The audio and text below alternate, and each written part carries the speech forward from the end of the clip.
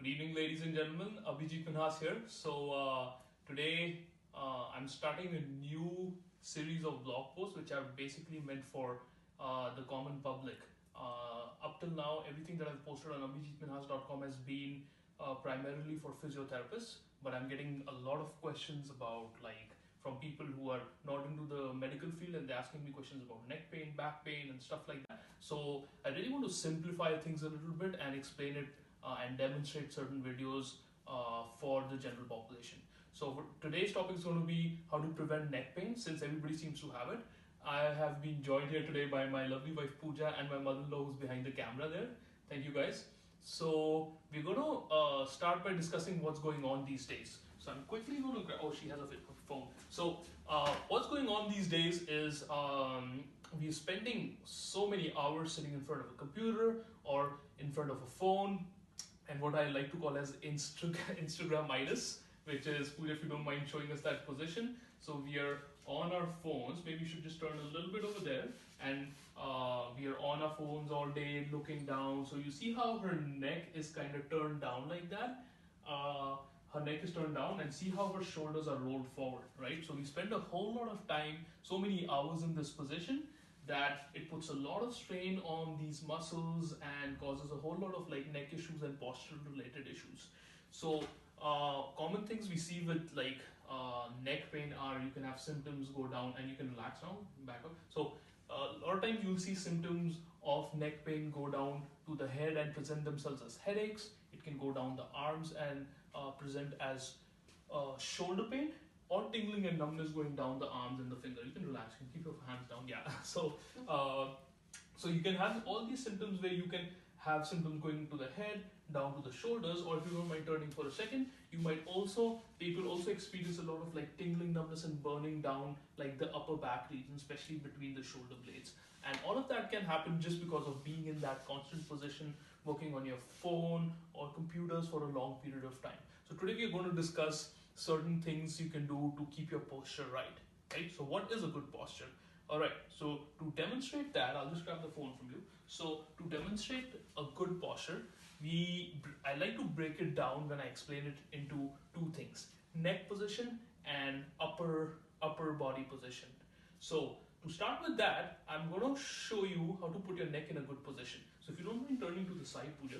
So what happens if you see that position is the neck is generally turned forward when you are when you're working on your computers and you spend a lot of time on in that position for long, and that puts strain on that muscle. So the first thing you want to do is do a proper chin tuck. So we're going to show you what a proper chin tuck is. So chin tuck is that you're going to keep your neck straight, so you're not looking down but really looking straight, and now try to make a double chin. So really push your neck back there, just like Pooja is doing over there. Great. So the cue that I sometimes give is think about making a double chin, right? So you see how she's making a double chin here, and that puts her neck in a good position. The one thing you want to remember is you don't want to tighten your neck up too tight like that, and you're not walking like a robot, but you just want to gently tuck your chin in, right? So she's done that, and now that has set her neck in a good position. So these muscles tend to relax a little in that position. All right, so I just want you to turn that other way, right? And you do the same thing again. So chin forward, please. Okay, so you find yourself in that position. So we say chin tuck in. So can you tuck your chin again, Pooja? There you go. So a little more maybe. So there, that's a chin tucked in position. You can always say a double chin, right?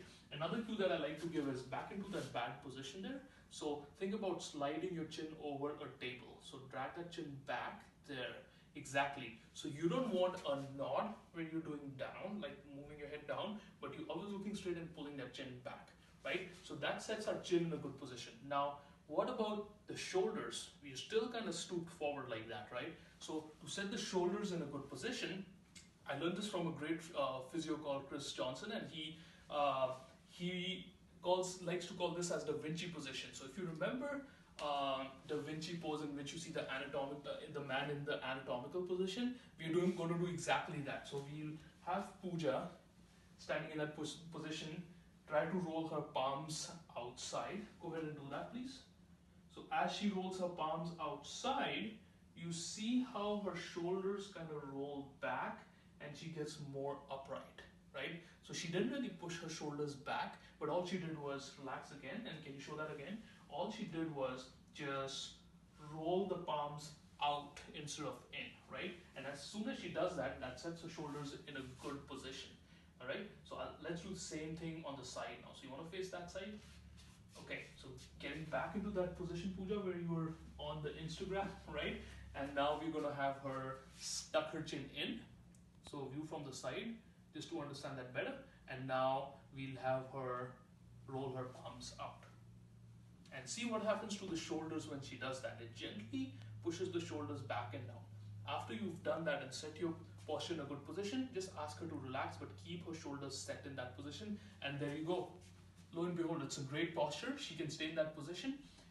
One thing I want to advise is don't remain tight, right? So you can always get into a good posture and walk around, right? And you don't have to like really tighten up all those muscles. Now the last cue that I want to give you is I'll have you turn that way so we can, so the back is facing the camera. So I want to show you what happens when she rolls her shoulders back. When she rolls her shoulders back, there you go. The cue, sorry, when she's rolled her shoulders forward, the cue we want to give is think about a thread that is tied to both the scapulas and they're kind of running down in that position. And that thread is gently tugging on that shoulder blade. Go ahead and pull that back now slowly. And slowly pulling that shoulder blades back in a down and back position. So we are not pinching, but we're going down and back. So one more time, right? So from that position, like a gentle thread tugging on both her shoulder blades. The shoulder blades are pulled back and she's only using 10 to 20% of her maximum force. So she's not contracting too hard. There you go. So that sets her in a good position, and that is how you want to manage good posture throughout. Thank you.